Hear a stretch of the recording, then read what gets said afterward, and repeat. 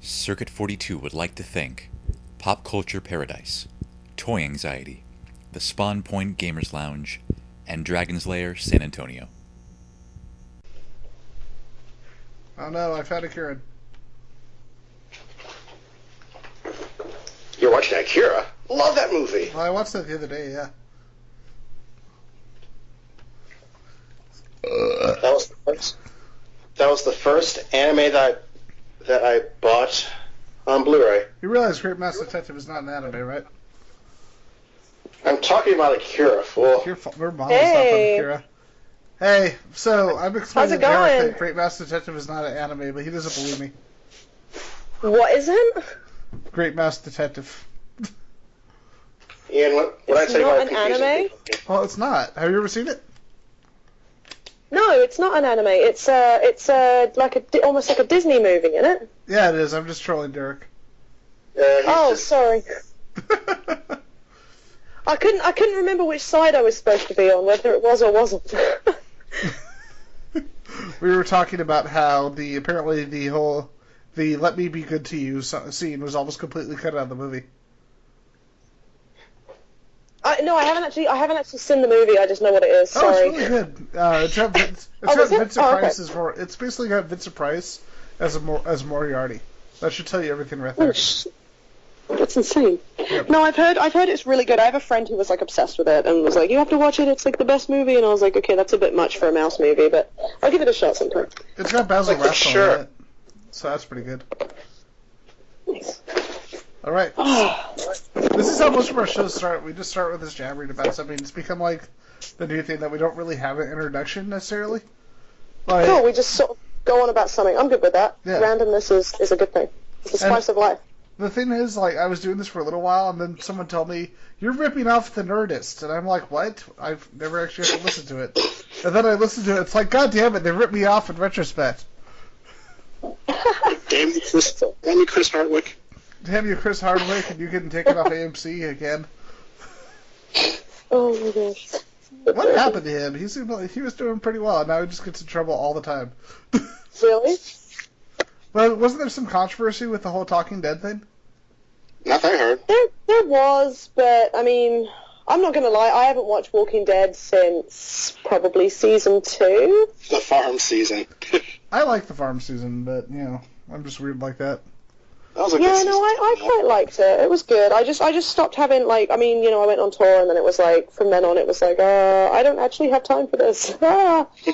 Derek. It's really depressing because I'd get into shows and then you have to go on tour or something and you lose your ability to be able to finish watching them for the next couple years. It's super depressing. Derek, I just realized there's a third person in this conversation. Is there? Yes, there is. Oh. Who are you, third person, and what have you done with Steve? Me? Yes, this is...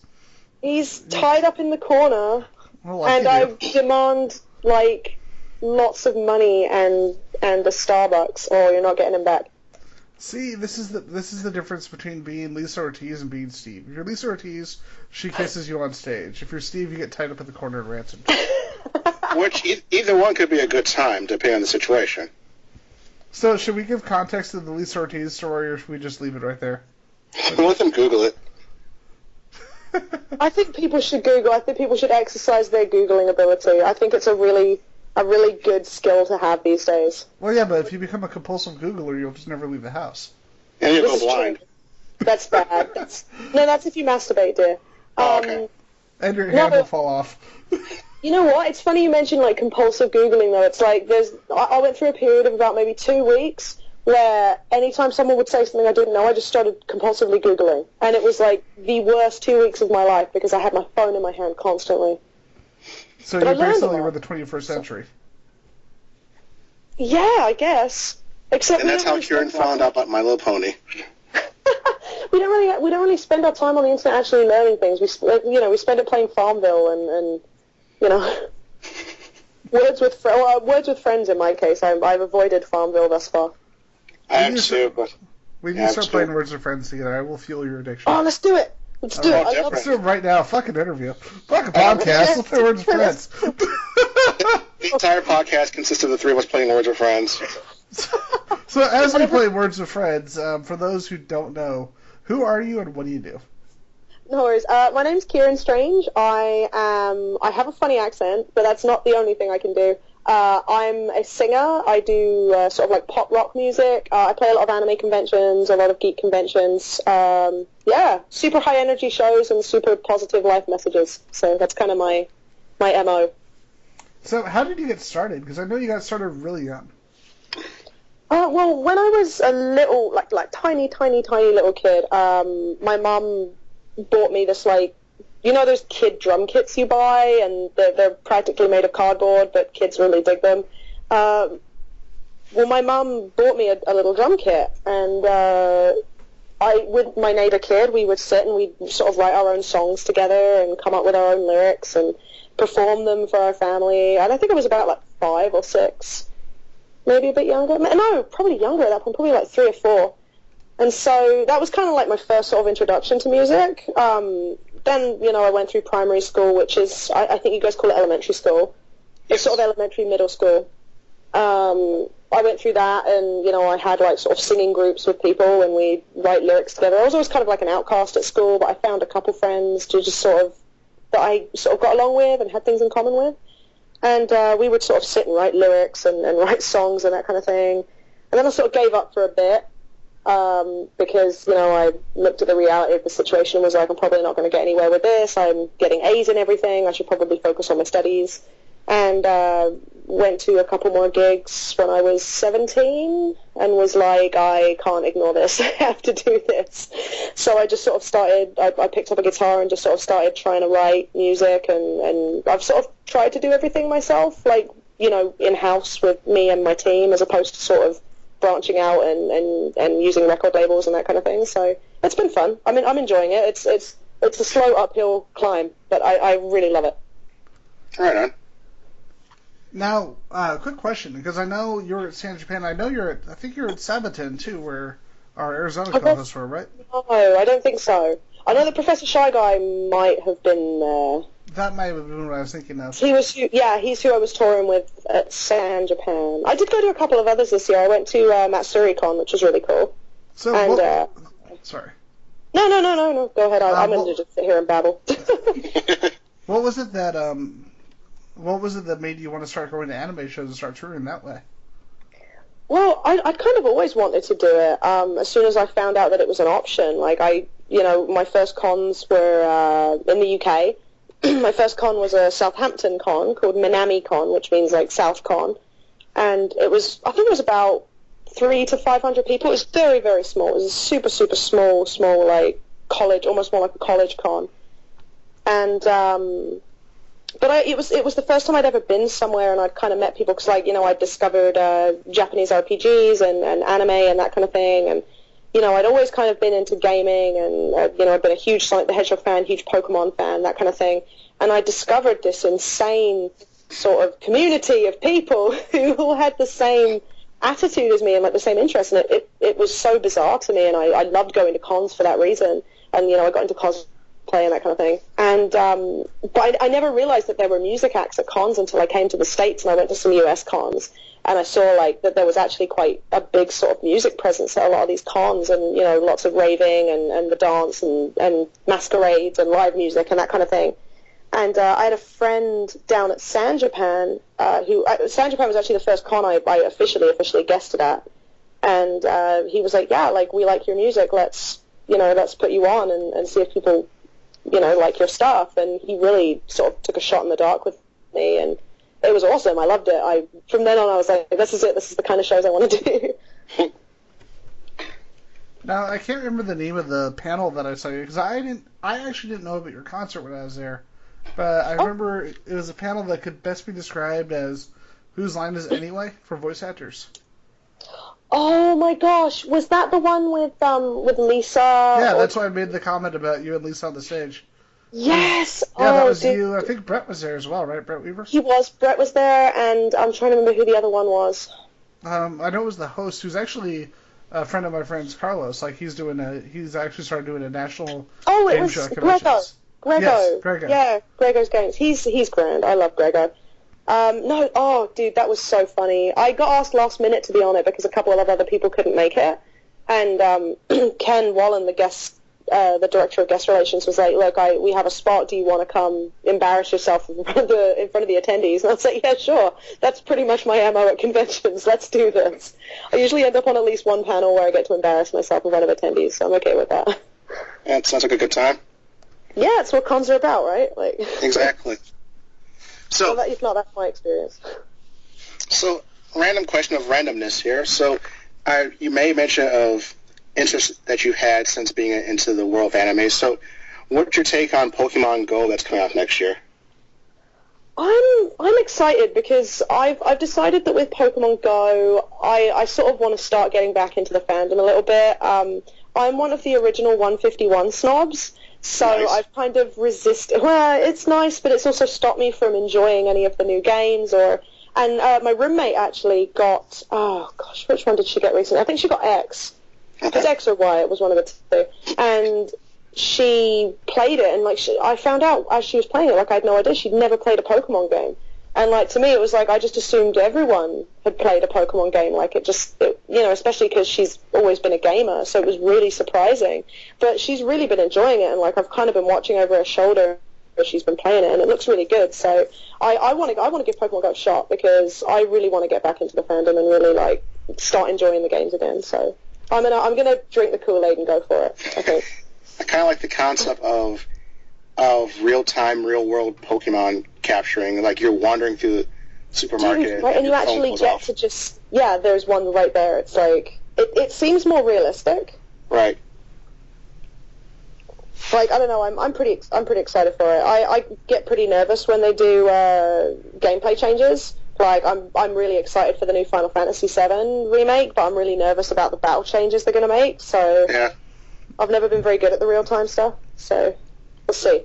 Well, then again, with the last Final Fantasy, or as I like to call it, the bromance road trip game. 4 guys in the car. What did I call it? I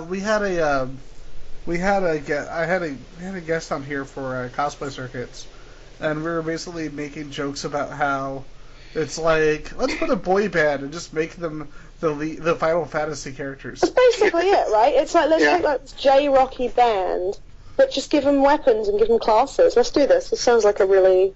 I don't know, man. They pretty much made a girl band when they did Final Fantasy X too, so... Yeah.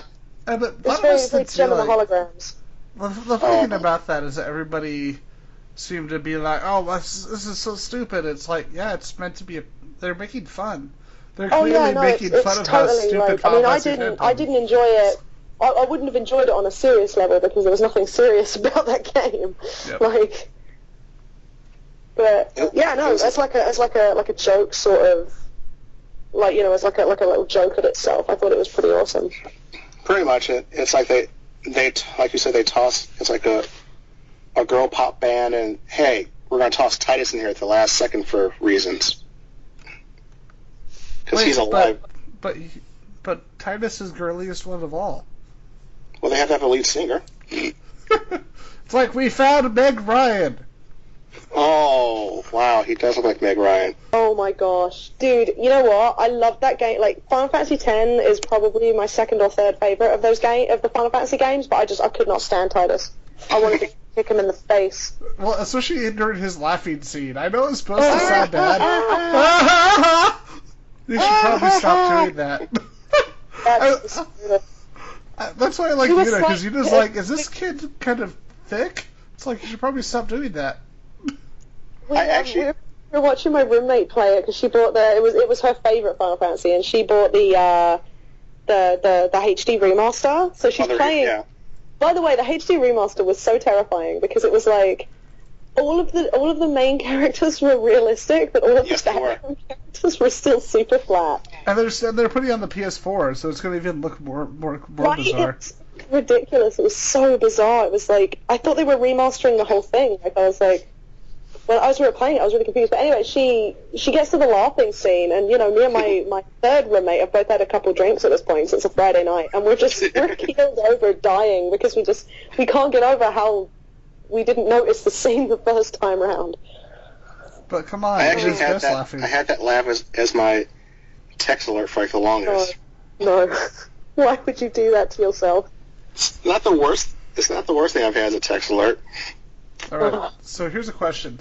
I've just found something, and we need to figure out who looks more like Meg Ryan: Zidane Okay. from Final Fantasy IX, or Titus from Final Titus. Fantasy X. Who from 9? Zidane. Here, check out the Okay. picture. The link I just posted. Okay. Hold on. To the Skypes. Had another window open. To the interwebs. To the interwebs. Oh, cool. Alright, here we go. Whoa! All right, and now look at this. Because at least with Zidane and Titus, this is Zidane and Meg Ryan. They had different haircuts.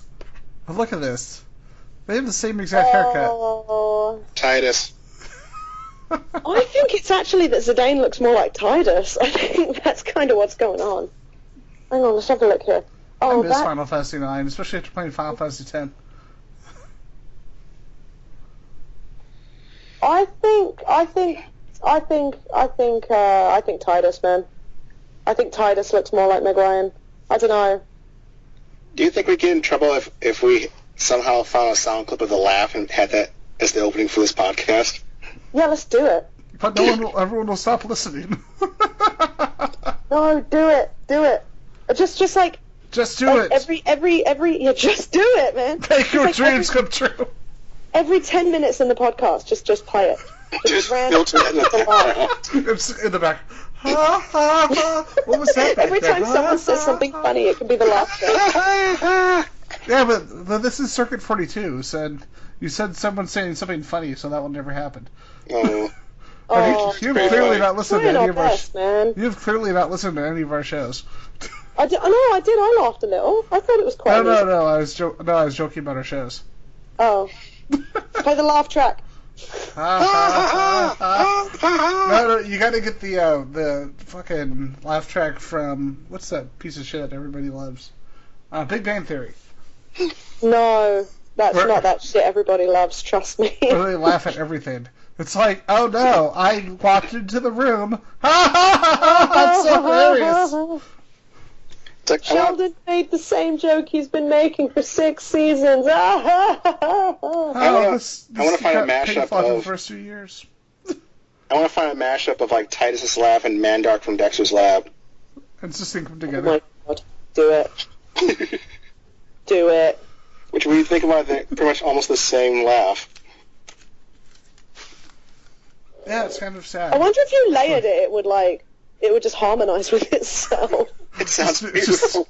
Just do the Titus Mandar remix with dubstep. You have to have dubstep. Have you seen the Just Do It remix? I haven't, no. I have. Wait, hang on, which one? The one that just came out was an actual remix song of just. No. Yep. I'll have to post it on your page later. Do it. Post it. I have someone I'm going to annoy with that. Someone who hates that. That was huge at San Japan, man. Oh, I know. But my personal favorite of San Japan was the one that only got discovered on the last day, and that was Margarita Guy. Margarita Guy. Did you see that? No? Okay, you know how in Jurassic World you have... By the way, I love Kieran... I think me and my audience, we all kind of love you right now, simply for your excitement over Margarita Guy. No, I didn't see this at all. No, but I love how entranced you were, entranced you sounded by that. It's like, No. Oh, Margarita Guy. it always amazes me how I miss some things. It's like you'll be at a convention, and even when you're at the convention 24/7, you barely sleep. There's still so much. You look on the internet later, and you're like, how did I miss that? I didn't see that at all. So you know how in you've seen Jurassic World, right? Yeah. Well, remember in Jurassic World how Jimmy Buffett has a cameo as a Margarita Guy? Yeah. Well, There was a guy dressed as him. Yes. Oh my god. I think I this saw is the actually, Colonel. The Colonel made me happy. and it's become a thing now. It started in San Japan, and now it's going to San Diego, and Margarita Guy has just become this costume. That's insane. Is it the same dude, or is it a different dude? It's different people, but it's got to be Alright. one of the best cosplays I've seen. Do you Because have he a was photo running of around these this? big fake plastic margaritas. What? Do you have a photo? I gotta see this. I don't know if I have a photo of that specific one. I just Google Margarita Guy San Japan. Let's do this. Let's Google this. But your Google addiction. Google Break. My Google addiction. Alright, I can't find the San Japan one. Wait, hold on. Margarita. I found him. I found him. You found him? Oh, Yeah. thank you. Oh my god, he looks like Linkara, the comic book reviewer. Okay, here we go. Oh my gosh, that is so amazing. The hell was that? I don't know, but it was beautiful. Oh my gosh, that's so magic, dude. I love that he's got a bird on his hat as well. And then I think the San Diego one may top it slightly.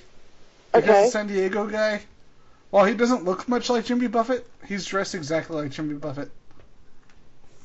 Oh my gosh, yes. That's so awesome. I love the pterodactyl. The pterodactyl. He's totally got the pose down. He just looks so great. We Oh need my to God. get like that. We need to make that the next Deadpool, except less annoying, and just have like an army of margarita guys. Nice. That's so great.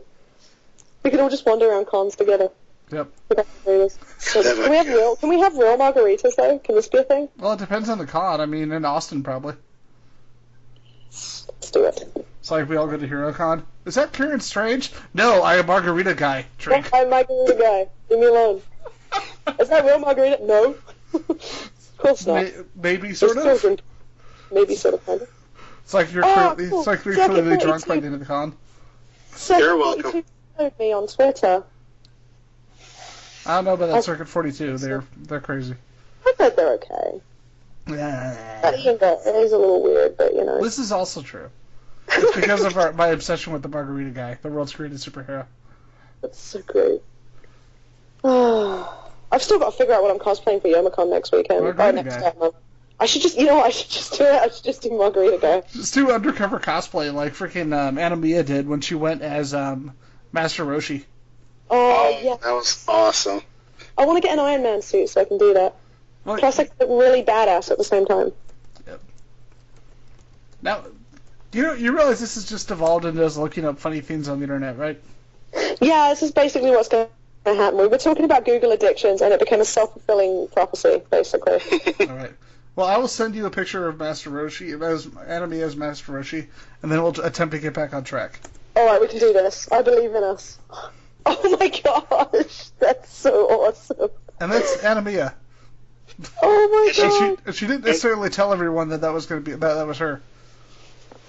That's so And she's actually selling the costume now too. Yep. Oh wow. That looks great. I love it. Nicely done. It probably costs like $5, so that's pretty Yeah, awesome. probably, right? Like, that's the thing is, it's like sometimes it's not really about like how fancy the cosplay is or anything like that. It's mostly about like how you wear it, like, and that's why like I don't like the whole like let's pick on people who buy their costumes, because it's like making the costume is only half of it. The other half of cosplay is actually wearing the costume and like being the character and like embodying that, right? Yep. So I wanted to ask, like, in regards to your music, I noticed one of the big themes is definitely gender equality. Yeah, totally. That is a big thing I like to get angry about on the internet and try and do things about in real life. So how did that end up becoming like kind of a almost major theme in a lot of your music? Are we talking about more like the LGBTQ stuff or like the gender, like feminism and gender equality between? Both. Let's do one and then the other. Okay, sure. As far as the LGBTQ stuff goes, I've always been gender fluid, but I've never really known what gender fluid meant, if you will. Like, I always knew that I felt very male sometimes and very female other times, and that sort of, was just a thing that I grappled with as I grew older, and I had no idea that there was such thing as being both, like being able to be both genders or not fitting in one box or the other, because most of my teenage life was, am I trans, am I not, like am I male, am I female, should I transition? And one of the big reasons I didn't want to transition was because I didn't know if it would kill my voice, because my voice would, my body would be going under different changes, and I didn't want to risk not being able to sing. So and I'm glad I didn't, because when I did the music video for the Switch, I discovered that there was a way to sort of explain what my gender is without slapping a crazy label on myself or saying I am male or I am female. And it became a really powerful part of my life because I've been struggling with gender identity disorder just for so long. And I feel like I want to help push not only the gender fluidity and asexuality and agender and all these other genders that don't fit into the binary male-female do actually exist, because I don't like the idea of other people out there not being informed. Like, I wasn't informed. Like, you know, we're at a really cool point right now where we've got this huge open forum where we can actually talk about LGBTQ issues and we can talk about gender identity and all that kind of stuff. And it's really cool to have that opportunity to actually bring light to these subjects that may otherwise have sort of only existed on the sort of dark corners of the internet if you go looking for it. You know, I don't want to shove my gender in people's faces, but at the same time, I don't want to hide it because, you know, I never know who's going to find my music and who's going to go, oh, genderqueer, what does that mean? Or gender fluid, what does that mean? Look it up and realize, like, you know, like, hot damn, this is what I've been struggling with my whole life. Like, does that make any sense? I'm kind of rambling a little tonight. It makes perfect sense. Yeah. Okay, cool. And I guess the gender equality stuff is just, I don't know, man. Like, it's weird. Like, I first really noticed how males and females are treated differently when I did wonder if I was trans. And, you know, in my late teens, I spent a lot of time cross-dressing and going out presenting male. And I really noticed how differently I got treated when I was presenting male. Like, it was really different. I felt safer walking down the road. Like, people didn't sort of interact with me in the same way, and I felt safer, like, being out in society as a male, and it just made me really think about sort of the, you know, like some of the other. I'm trying to put this into words. It's so weird because it's like as soon as I sit down to talk about it, I can't put it into words. I don't know, man. I'm sorry. I'm trying to do this and I'm failing. No worries. No, cool. It's just sort of like, how can I explain it? I'm trying to. Here's the thing I'm struggling with right now. And actually, you know what? I'm going to bring light to this because this is important. The thing I'm struggling with is I don't want to sit and say, you know, like, as a female, this is how I've been treated. I've been treated X, Y, Z. Because I know that a lot of people who are sort of being introduced to feminism are seeing this very sort of aggressive, angry stereotype of the quote-unquote feminazi that's sort of being forced down people's throats, because that is what sort of people want you to see a feminist as. So I'm trying to kind of put my thoughts into words without making it seem like that is necessarily a real an accurate representation of what a feminist is. So, you know, basically, long story short, feminine traits are typically looked down upon in society, I've noticed. Everything from being able to say, oh, you fight like a girl, you throw like a girl, to criticizing men who cry, to the fact that, you know, my male friend who's a much better parent than his child's mother can't get access to his daughter properly because fathers aren't nurturing and she should be with her mother and that kind of thing. And it's like, you know, you see all of this sexism on both sides going on, and it gets you angry and you want to stand up and say something, I guess. But it's like, I definitely want to make sure I get out there that it's not a case of we're not fighting to say, okay, well, you know, females are being treated differently, women aren't being treated equal to men. Like, yes, in some senses that is correct, but in another sense, males are being treated very differently as well, and that's kind of what I want to fight for. Like, and I very openly admit to being a feminist because I kind of want to try and help people change their opinions on what a feminist is. Because I think it's like, I mean, it's the same as, you know, people who are associated with Gamergate. Like, I don't like bringing up Gamergate, but it's a very, you know, it's been a very volatile space, the same as the world of feminism has been a very volatile space as well. And so those who are trying to use that term and that community to further a cause that does need to be furthered say, yes, Nintendo paying thousands and thousands of dollars for good reviews in magazines. Like, yeah, that is a huge ethics in gaming, like, concern and issue. And, you know, I think those Gamergaters and feminists out there who are going forward with a more positive outlook and trying to kind of show the world, no, this is what we stand for, I think that's kind of like a really important thing right now. because they're two important causes that could be lost. So I know the one thing that happened recently, the whole like Not My Shield controversy that happened, I think it was last year. And while I'm usually a huge fan of Tim Schafer, the concept of Not My Shield was for people who were, for people who were LGBTQ, who were women, who were minorities, and it was to show that they did stand by it. Yeah, they did stand by this idea. And then I usually like Tim Schafer a lot, but I can kind of understand the backlash because it's almost like he completely misunderstood the concept of that. And it's like it's not supposed to be against any of these people. The whole idea is it's supposed to be a way that these people can represent themselves. Yeah. Yeah, pretty much. I mean, like, and I try not to represent a specific demographic that maybe I don't represent. Like, I mean, one of the big things I got asked about was when that cosplayer who cosplayed Michonne from The Walking Dead, like, people were like, well, what do you think? You're very, pro, not Black Lives Matter as their little community, but about the message. I'm very pro the message. And people are like, oh, what do you think? You get involved in a lot of race stuff. And I was like, well, quite honestly, like, I don't feel like it's my position to say whether this is racist or not. Like, I'm not black. I'm not in any way going to be offended by something that somebody who is black might be offended by. So, like, I try not to sort of put my, like, do like the shield kind of thing. Like, I try and let other sort of groups stand up for themselves. But, the cool thing is, like, I mean, I'm going to ask you guys a personal question. Are you guys both white, or? I am. Derrick is actually purple. You're purple. Cool. Well, it's like, it's like, as you being, like, especially being a white male, like, the fact that gives you, and I'm going to use the word even though it's kind of a dirty word, like, the fact that gives you that privilege, it's, I get some privilege being a white female, when it comes to race and that kind of thing. My voice will carry a lot of weight because I am white. It's the same as somebody straight standing up for somebody who is LGBTQ.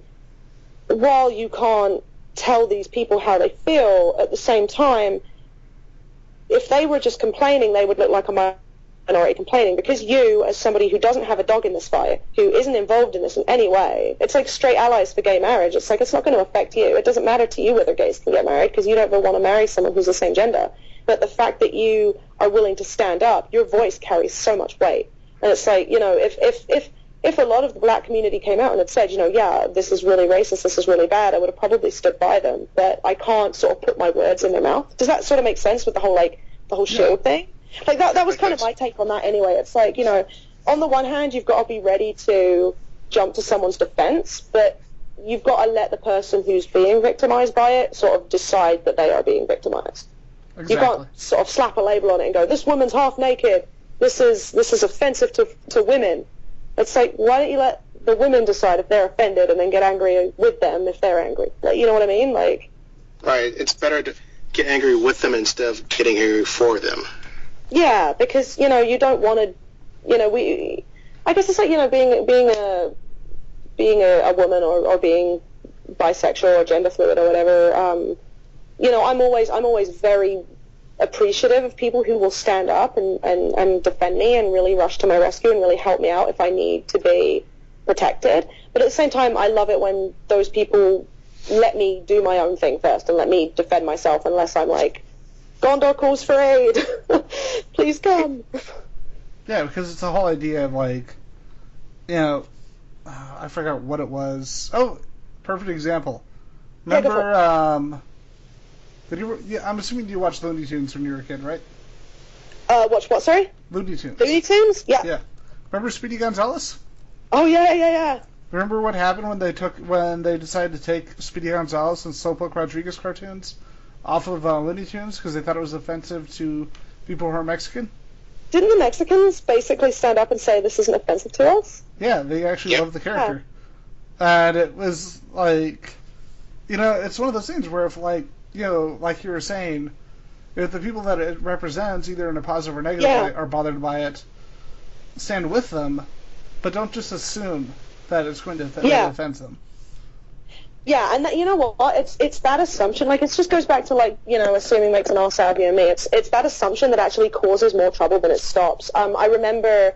I mean, this is a weird. Growing up in the town I grew up in, I grew up in a very small English town, so it was a very small town mentality. And outside of our town, we had a lot of farmland, like a lot of mostly vegetables, lettuces, cabbages, that kind of thing. And we had a very high Portuguese population in our town because they would come over and they'd work in the fields and they'd start a life there for themselves. And so my town, being England, we can be very xenophobic, plus the small town mentality. There was a lot of sort of race, sort of unsettled sort of feelings between everybody. And I remember one year during the World Cup season, because World Cup season is like the Super Bowl to you guys. It's like NHL to Canada. It's like we go mad. We put flags everywhere. A lot of the pubs didn't put up English flags because they were worried it would offend the Portuguese. And so the English people got angry that they weren't being represented, and the Portuguese people stood up and said, we wouldn't have been offended. A lot of us are England supporters anyway. So it was like you took this giant step to stop somebody from getting offended, and you actually just made the situation worse. Well, it's like the reverse of the Australian rule, where like where people don't seem to realize, like people outside of Australia don't seem to realize that, you know, that Aborigines and European Australians make fun of each other all the time. Like it's almost like a back and forth. And I remember there was the soccer commercial that came out, and it got pulled from Australian television because people in America were offended. Oh, I know. It's so ridiculous, isn't it? It's so bizarre. And it's like none of the Australians could figure out why it was offensive because they make fun of each other all the time. It goes back to, you know, that episode of South Park where they're trying to get rid of the flag and they can't. It was a really older episode, and the flag depicted the white guys hanging a black guy, and the kids were trying to figure out why it was offensive, so they made the guy happy. And they were like, well, why, you know, you're still hanging it. And so, you know, and so they did this whole stuff. And they found out it was because the kids couldn't see the race. They didn't see it as white guys hanging a black guy. They just saw it as guys hanging another guy. Right. And I love that their final decision was to make them all different colors but still have the same guy in the middle hanging with a smile on his face. It was so random. It was so bizarre. I love South Park because it's one of those programs that can take something political and put a funny spin on it and like but be clever with it. But because it's got this really crass sort of humor to it, a lot of people they'll just sort of look at it as toilet humor. They won't realize that it's actually got this, like, it's got a lot of strong political messages behind it. Right. Like the whole Blame Donald Canada. Trump clip? The what, sorry? The Donald Trump bit? You know what? I haven't seen that, but I've got it downloaded, and I'm going to go watch it. I shouldn't say that. I don't have it downloaded. I'm going to go watch it through legal means. I love how South Park has a free website where they let you watch their shows, and you're like, I'm going to go watch it through alternative legal means, even though they let me watch it for free on their website. Yeah, basically. You know what it is? It's I have a hard time streaming from my computer, from the internet. Yeah. I have to actually download files because my internet, I've got an old computer. It's a long story. I blame you. There's a reason I've not gotten into any PC gaming yet, is because I don't have a PC that can handle it, or a laptop. I have a MacBook, and it's sad and old. Yeah, my family, speaking of which, my family actually surprised me. They told me, hey, we know your birthday's coming up. Don't buy anything for your computer. Why? No reason. That's awesome! Yep. I love how parents are so great at not being subtle. You know what I mean? I know. Right. It's kind of like me, which my friend's birthday's come up in a couple of weeks, and I basically told her, because I know she doesn't like being surprised in the least bit. I said, "What are you doing for your birthday?" She goes, "Probably nothing, but I have to work." I go, "Okay, so that night I'm borrowing." She goes, "Why?" I said, "Don't ask why." She goes, "Why?" I go, "I'm taking you out for your birthday. I'm going to surprise you." She goes, "You know I don't like that." I said, "I know." And I said, "Oh, by the way, you have to dress up too." She goes, "Oh god." Fuck! She goes, "I go, don't ask. You can't ask." You have to dress like a robot. Why? Shut up. Beep bop boop. Beep boop, motherfucker. So, I love it on that episode of Family Guy where he's like, where he takes her to dinner, but he's actually booked her a boxing match, and he's like, you know how I said it was sexy when you wore gym shorts under your dress? no, dude. Sorry. Anyway, you were trying to get serious, and we're just. Oh no! No. I was gonna ask. So serious? So now we see this almost. I don't want to say cool acceptance, but acceptance in Hollywood and the media as far as the LGBTQ community. So what? So you see it more prominent in TV, obviously, and you're starting to see it in shows. So what's your take on it, like sticking with the whole geek side of it? What's your take on it, like in comics nowadays? Like the LGBTQ representation? Yes. I think it's pretty cool because we just found out that Iceman is gay apparently, right? Yes. So I'm like, that is. I mean, I've never been a big X-Men fan. Like my roommate Kit is much more into X-Men than I am. But from what I've seen, like I've been trying to keep up with it, and I'm happy. I mean, like the big one for me was, I mean, you're talking comics, but it's not really a comic. But Korra was the big one for me. Oh yeah. And that was dope. Like I was so happy when that was announced.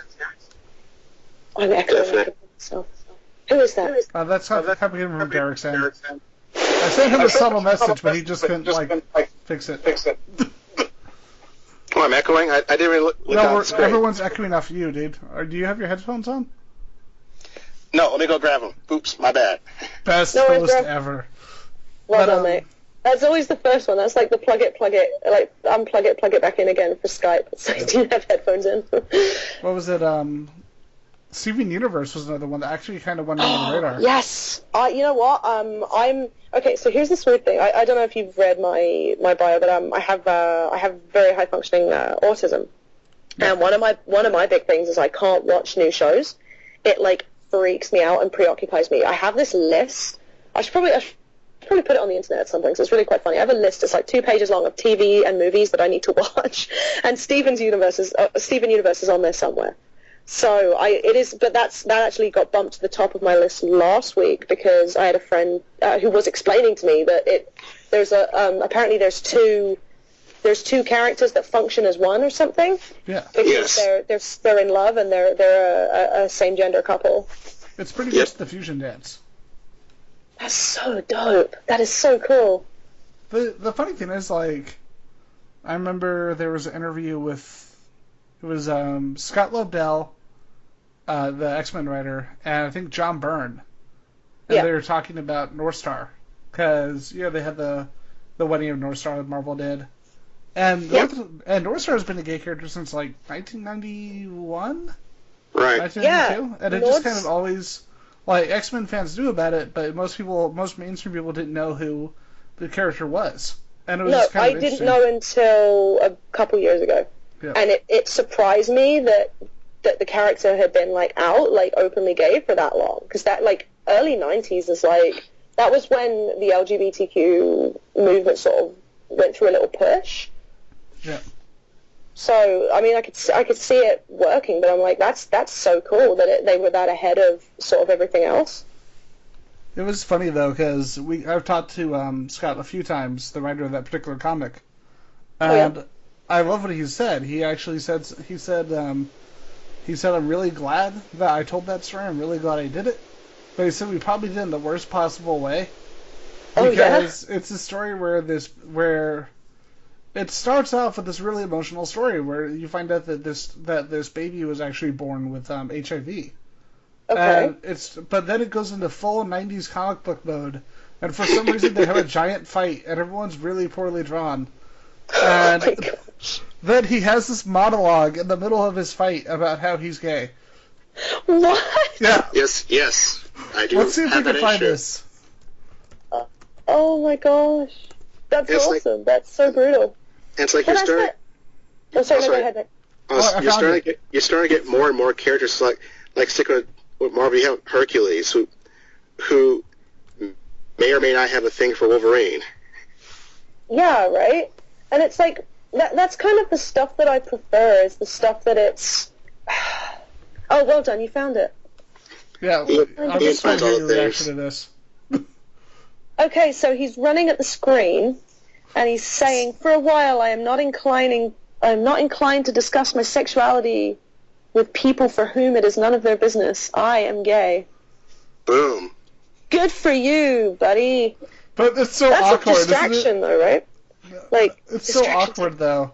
And the It's villain like he's stops flying at you. He's like, I am made of disproportion. Yeah, that's super weird. I mean, the one thing that always concerns me when you get a gay character or a trans character is that it's going to sort of sum up their entire personality. Like, their main character trait will be like the trans one or like the gay one. Because, you know, like, especially in a lot of like sort of late 90s, early 2000s, it was very much like that. But it's like more recently, it's just become sort of the thing that, I mean, you know, like they even made a comment about, I mean, you know, it was like it was a tongue-in-cheek comment, but even just to make the joke was like huge when you think about how iconic the two characters are. The writers of a lot of the Marvel, like Avengers universes, made a joke that Tony Stark makes it up to Cap, like all the shit he does with blowjobs. And it's like, just to even make the joke proves how far we've come, right? Like, that's like whether it's real or not, or canon or not, it's like that, just the fact that it was said is really cool. Wasn't that deleted scene in Age of Ultron? Yeah. See, I know we want to make jokes about patriotism. It's like, so much patriotism. So much patriotism. Oh. God bless America. Civil War. I'm excited for Civil War, but at the same time I'm dreading it. I hope if it's nothing like the comic book, it will be fantastic. Because most of the people who are excited about that comic have never read the comic. No, it's so true. I'd never read the comic. It was one of the ones I'd never read. So when I heard that it was going to be the subject of the movie, you know, my roommates, they downloaded it, and I hated the fact that it was downloaded. But, you know, I got through it. I hate Kindle. I fucking hate it. I'm sorry. I have to hold the book in my hand. Same here. Oh my God. We had one of the guys who wrote one of the Batman guys on here. And Oh, he yeah? was saying, he and I both said, we have a Kindle and it has 3 books. Right? It's like for people who devour books one after another, like for my roommate, it's perfect. But I can't get into a book if I'm looking at it on a screen. But anyway, so we read through it, and it was just like, it was brutal. It was like, I mean, for number one, why is Tony Stark suddenly so pro fucking, like, you know, he's always been the bad boy. Like, why is he so pro registration? This is so weird. Like, it was almost like they tried to create tension with something that wouldn't create tension, because I can actually see them both being on the same side in that fight. But at the same time, then, you know, there's rumors flying around that it's going to be more to do with Bucky and like responsibility and like taking responsibility for shit done, and you know, which it's actually kind of cool because it explains why Hawkeye's on Cap's team, because, you know, Hawkeye's been there, he's done that. Sorry, 1 sec, I have to stop my cats from killing each other. Get down. Go. Circuit 42 bloopers. Goddamn cats! Get off the table!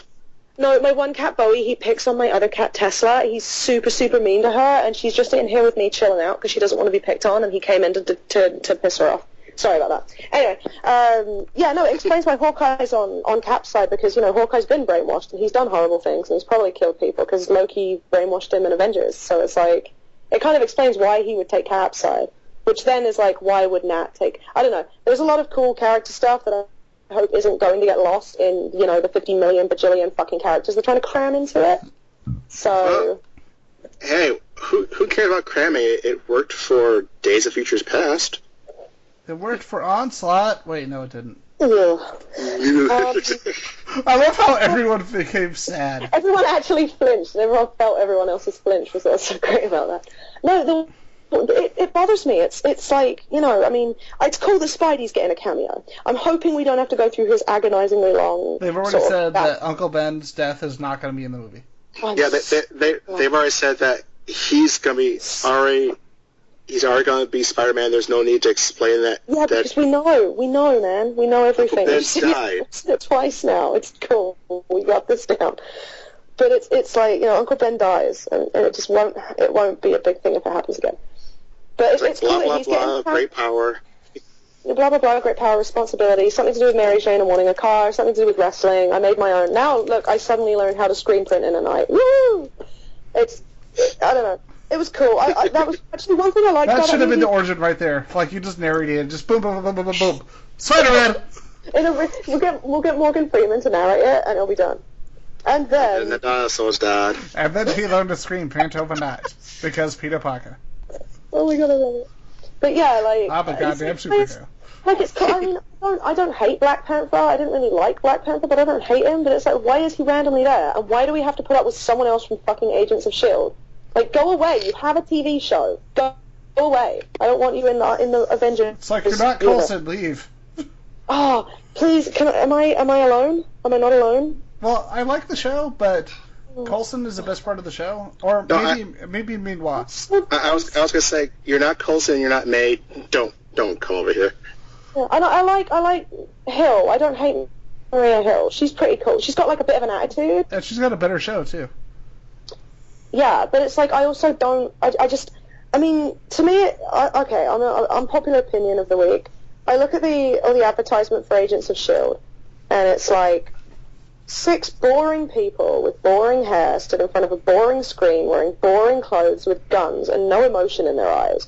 And it's like, this is the Marvel universe, a universe of color and action and wonder and superheroes and men who think it's perfectly okay to have really serious conversations while they're dressed like the Statue of Liberty's pimp. Thank you, Family Guy, for the reference. But it's like, this is the universe you're living in, and you're going to give us, like, even the one quirky chick who apparently lives in the back of her van or something doesn't have a tattoo or color in her hair. It's like, Why is she not Kieran, goddammit?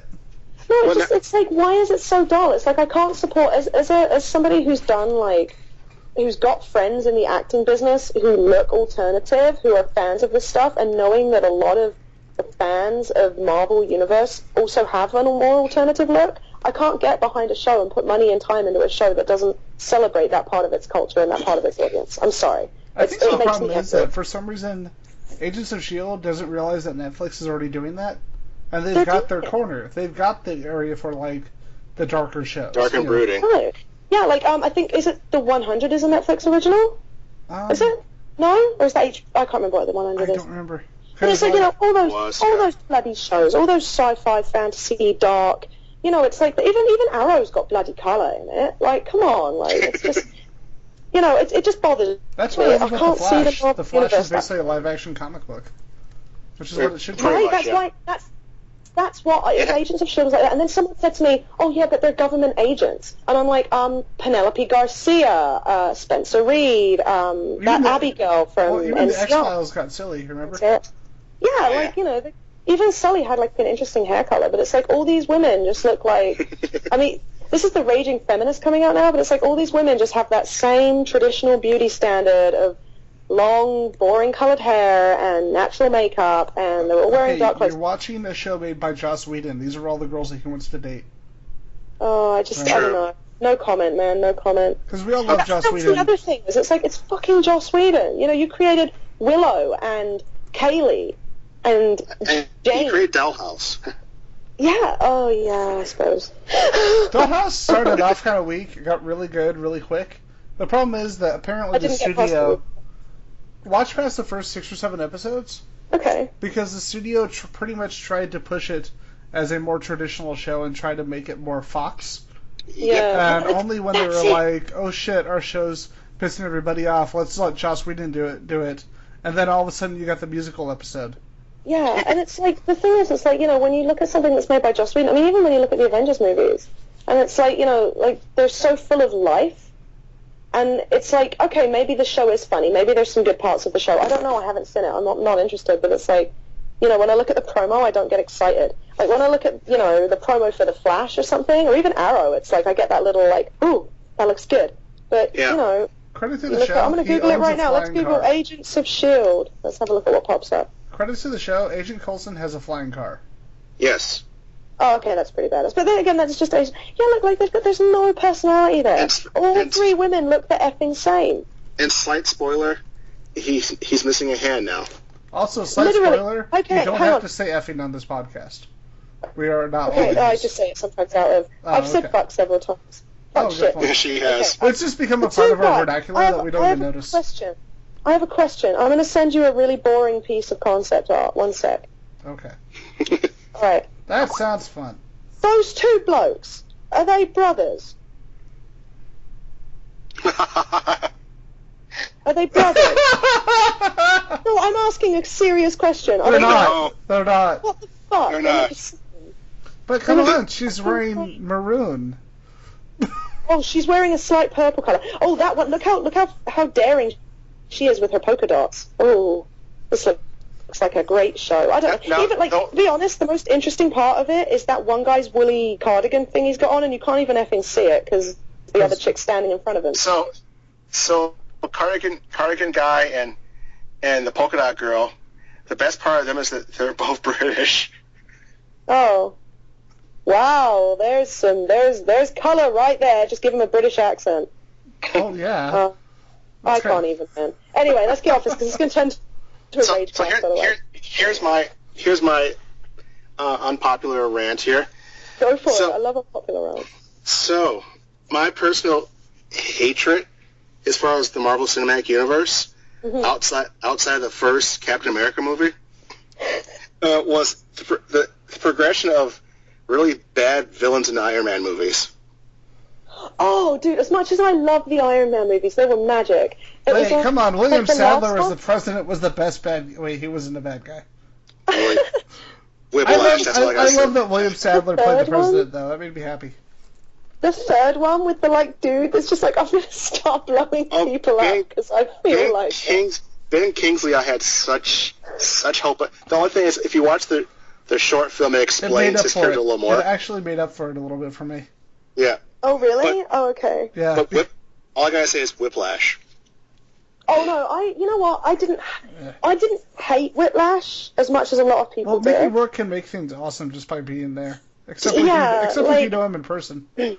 But you know, he did a good He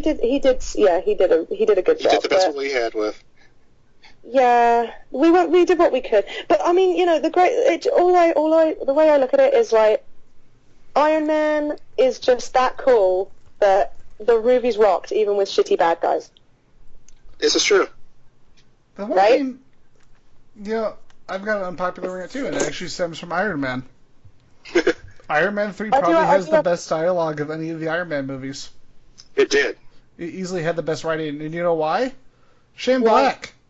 You're Yes. the writer of Lethal Weapon Yeah. and Kiss Kiss Bang Bang. And he's like, fuck you, I'm actually going to put natural dialogue in a Marvel movie.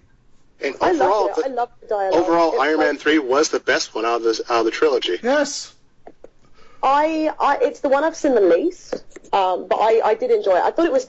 It also like the really good thing about Iron Man, like the constant recurring sort of theme, which matches really well with the fact that he's like this industrialist, like capitalist guy, is like terrorism. It's like. So it's kind of cool to see that we've had like these three different sort of terrorists in their own ways, like Stain selling weapons to terrorists, and then like the Ten Rings, and then you've got like Vanko, who I guess could be kind of seen as a Kind of. terrorist, in a sense. He created terror. You know, you don't have to be Muslim to be a terrorist, I suppose. I just want Sam Rockwell to show up in like every Marvel Dude. movie. I wanted just fucking Sam Rockwell, okay? Like, that was what I wanted to get to, because holy shit, was he ever Justin Hammer. Like, holy Yes. fucking shit. I love Sam Rockwell so much, and he was so perfect in that movie, and I love the fact that he said, oh, you haven't seen the last movie, or like, I'll be back or something, and it's like, and you never saw him Well, again. actually, he Exactly. comes back in that short we were talking about. Uh-huh. Oh, he's back in the short, really? Yeah, Yes, he you is. find out that he's in a relationship with another prisoner. What? That's Yeah. epic. I'm okay with this. Okay, I gotta check this out. It's on the Thor: The Dark World Blu-ray. Oh, but no, I don't want to buy that. No, 'cause Like, but no, the it's Thor awesome. movies.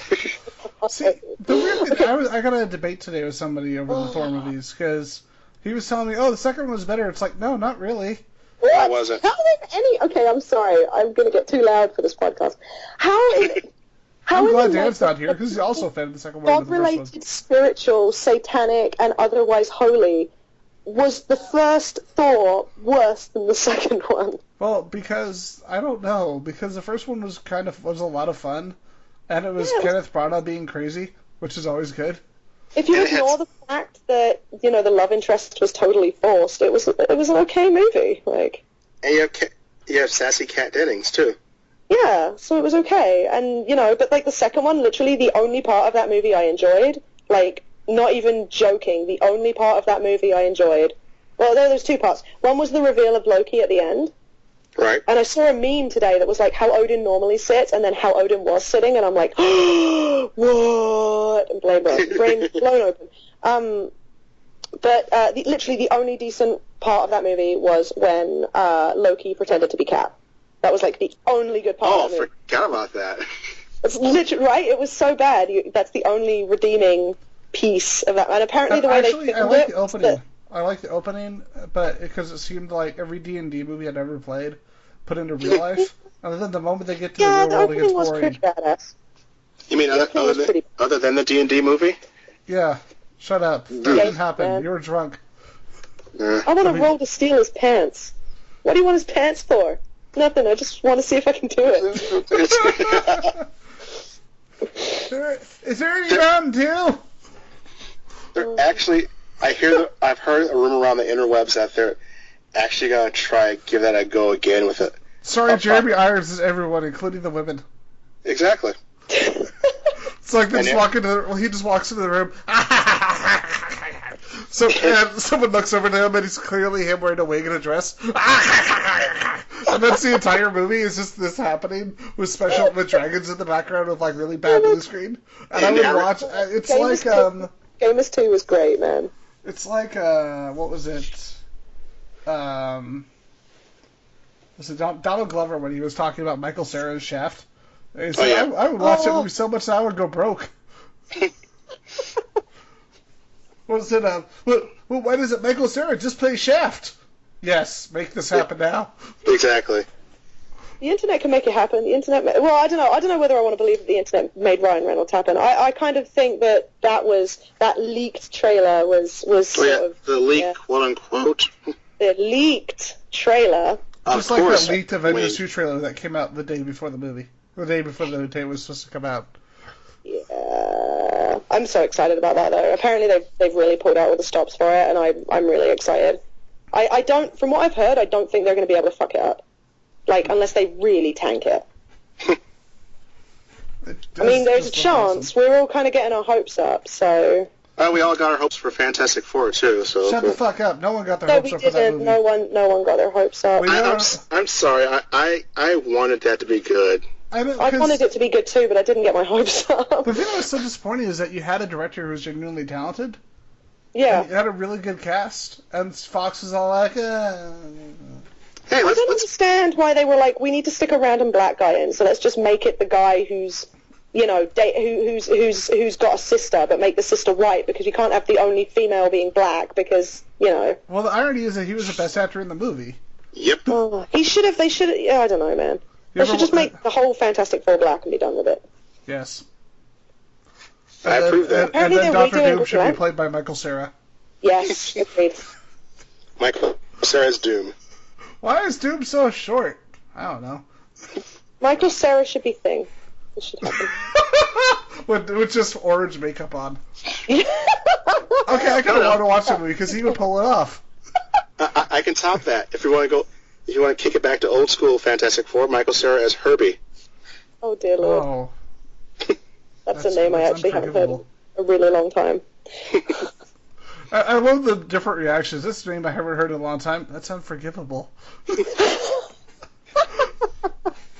can see it though, can't you? It's the voice of Herbie.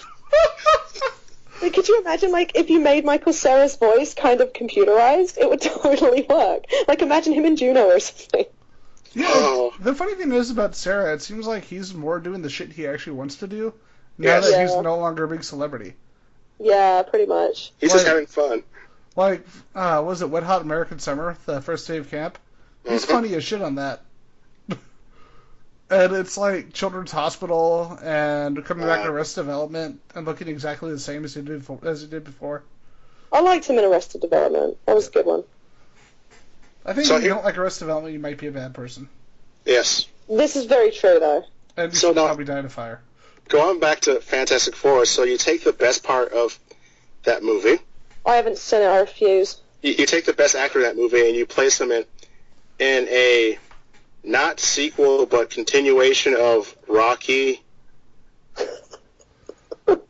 Fuck you, Hollywood. Can I just go back and watch Fruitvale Station again? I mean, that movie made me cry, but... Exactly. Just go watch that. Just watch that. I found this movie, speaking of, like, different movies, apparently, I've forgotten what it's called. Hang on, I'll Facebook someone, they'll know. Because they're obsessed with Mark Ruffalo. I saw this movie... Hang on, what was that movie we found with Mark Ruffalo in it? Hang on one sec. Because we were just hanging out. Hey, what? They're like Avengers. No, we were sitting out. We were just sitting out, like, just on the couch, just chilling. And he went, "Oh, apparently there's Mark Ruffalo, like, making out with some guy or something in this new movie." And I'm like, it was what? The Dentist. It was the what? No, it wasn't The Dentist. That was a really cheesy horror movie he was in early on in his career. No. Yes. No, it was called The Normal Heart. The Normal Heart. Oh, never heard of that. And so we were like, "Oh, interesting. Okay, let's check it out." And it's a movie about, you know how, like, AIDS sort of became a thing in amongst the gay community in the 80s, and it's a movie about this reporter who ends up dating this guy who gets AIDS. Like, he was God, I can't think of the word right now. Diagnosed with AIDS, you know, we looked up and we were like, oh, okay, apparently Mark Ruffalo, because we know he's like a really open dude and that kind of thing. Like, he's very, very chill and liberal and very open-minded. And, you know, we looked up, like, the scene where he apparently makes out with this guy, and it's like full sex scene, dude. It's like there is dick at points. Like, and he's like, it's all the groping and the kissing and the licking and the biting, and you're like, damn, dude, like, you're, like, super new levels of respect, man. Like damn, Ruffalo. Yeah, dude, I'm not gonna lie, there was feels. So the question is, did he or did he not look like he did in Collateral? You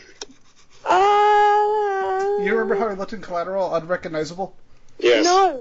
Oh no, he looks like freaking like Bruce Banner, man. Like, he literally looks like, oh no, God, no, not like that. I didn't even know that was him. Bloody hell.